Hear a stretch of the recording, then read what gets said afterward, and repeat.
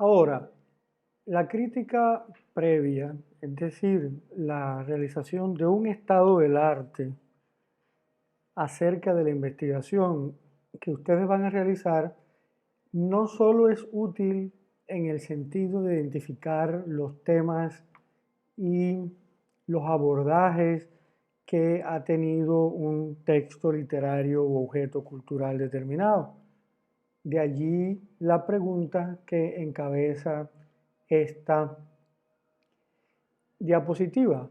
¿Cómo la crítica previa orienta sobre las perspectivas teóricas? Cuando ustedes realizan una búsqueda sobre bibliografía académica existente hacia sus objetos, acerca de sus objetos de estudio, también tienen la oportunidad de identificar desde qué perspectivas teóricas específicas ha sido analizado ese texto u objeto determinado, lo que facilita el proceso de toma de decisión sobre cuál es la mejor teoría para analizar un texto literario o un objeto cultural. De ese modo, ustedes pueden, ya sea ampliar las perspectivas teóricas que han sido utilizadas antes que ustedes en la evaluación, en el análisis de este mismo objeto, o decidir por emplear estrategias teóricas distintas de aquellas que la caja de herramientas teóricas del curso le ofrece.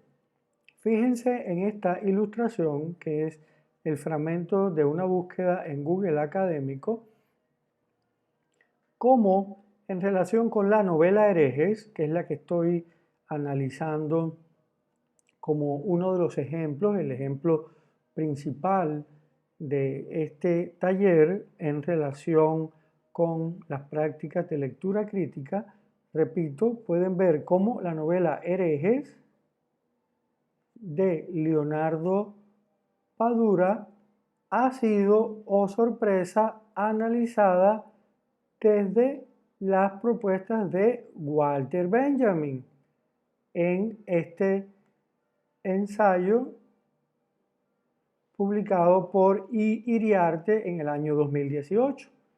Pero A. Gómez Rangel en el 2015 también ha empleado las perspectivas de Benjamin para la lectura de la novela. Es decir, que como alguien que está tratando de encontrar la perspectiva teórica adecuada, esto me refuerza en que es posible, en que es viable utilizar las ideas de Benjamin en el análisis específico de este objeto de estudio que he seleccionado, ¿verdad? Es decir, que el estado del arte no solo nos orienta sobre la crítica previa, sino también sobre las perspectivas teóricas. Continúo. En este mismo sentido de las perspectivas teóricas, les propongo la pregunta: ¿cuál es la propuesta teórica de la Escuela de Frankfurt en este caso? Ya hemos compartido algunas recomendaciones teóricas en relación con los autores principales de la Escuela de Frankfurt, especialmente Mark Horkheimer y Theodor Adorno, en relación con su libro Dialéctica de la Ilustración, que se encuentra en la bibliografía inicial de nuestro curso. En este caso queremos hacer un poco un recordatorio de cuáles son las propuestas teóricas principales de Walter Benjamin en su ensayo Experiencia y Pobreza. Recuerden que el libro completo de Walter Benjamin se encuentra disponible en la en el grupo de Facebook de nuestro curso.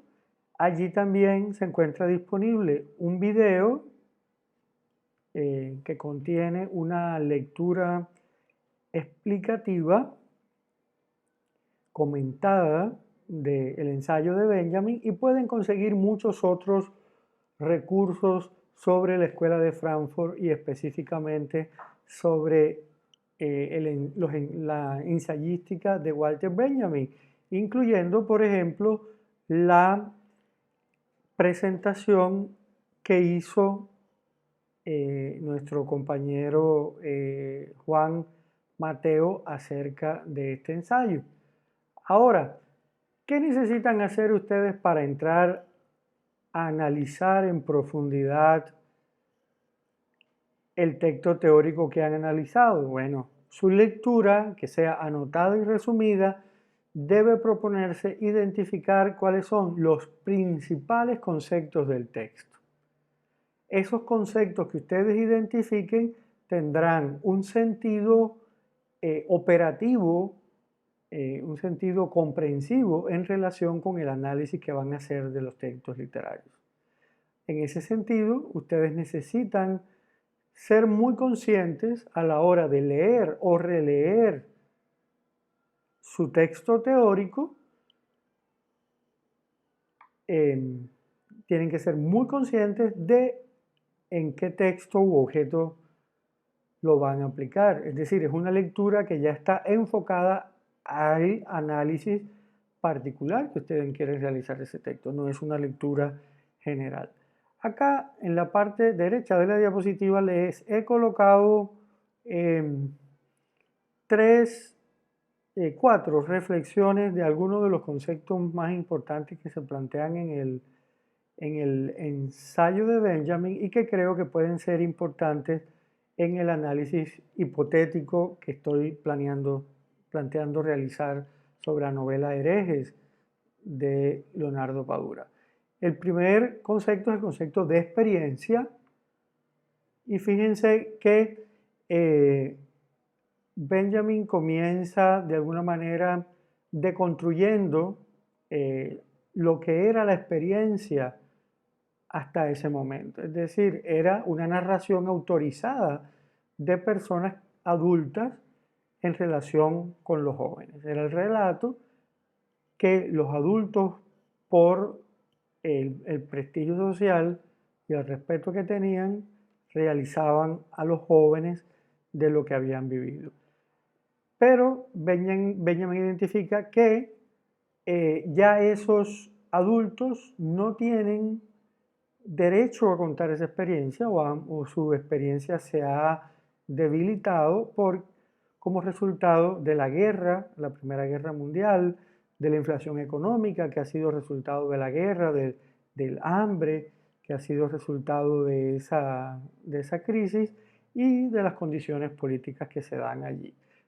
Yo cuando veo esta frase ya estoy empezando a pensar en la situación de los jóvenes emo que ya les mencioné en la novela de Herejes de Leonardo Padura y su relación con las generaciones de adultos, con sus padres, con sus abuelos, que vivieron la experiencia de, digamos, del triunfo y construcción inicial de la Revolución Cubana en 1959. Y la novela, entiendo que la novela hace una diferenciación bastante grande en la experiencia y la manera de pensar de estos jóvenes en relación con esa generaciones previas. Benjamin también habla de la tecnología, el progreso y la modernidad como formas de destrucción, lo que le daría un carácter empobrecedor a la modernidad. Habla también de la barbarie como una posibilidad de comenzar desde el principio, de borrar lo que él denomina una experiencia empobrecedora de la humanidad. Es decir, la tecnología, el progreso, la guerra, las armas, la tecnología nos han empobrecido y asumir una actitud de barbarie positivamente sería una posibilidad de reemprender el desarrollo humano desde una perspectiva humana de, de lo que llamamos la raza humana. Y la cuarta propuesta que quería destacarles, y ya como les digo, estoy teniendo en mente en específico el análisis hipotético que quiero hacer de la novela que he seleccionado, creo que el texto de Benjamin tiene una apuesta clara por plantear la emergencia de los jóvenes como sujetos de la historia, que sería algo que se realizaría, se concretaría en las décadas posteriores, más particularmente en las décadas del 60 del siglo XX. Recuerden que en ese sentido, por eso también el ensayo es importante para leer textos como La Naranja Mecánica de Anthony Burgess, ya mencionado, o la novela Que viva la música de Andrés Caicedo, que presenta, digamos, la efervescencia de la juventud como sujeto social en los años 70 en Colombia. Digamos que el texto ilumina muy bien esta época caracterizada por revoluciones, guerrillas, actitud antibelicista también, consumo social de drogas, el surgimiento del rock and roll y la revolución sexual. Y precisamente en ese sentido considero que es importante que yo pueda confrontar esas dos generaciones que aparecen en la novela de Leonardo Padura. Por un lado, la generación de los 60 o los 70 y esta nueva generación de las tribus urbanas que se enfrentan completamente a ese proyecto ideal de la aparición de los jóvenes en la historia. Voy a hacer una pausa y continuamos.